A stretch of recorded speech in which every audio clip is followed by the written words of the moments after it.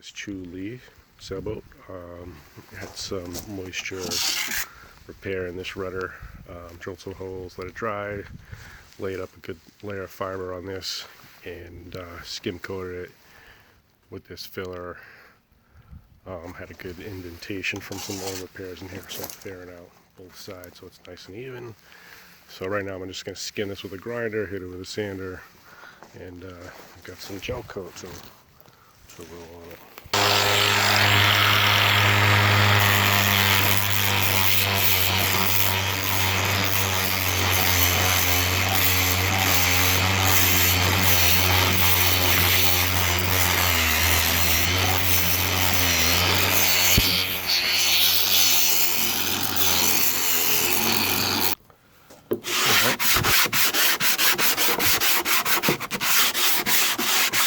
It's all ground out, so hitting this 60 grit block.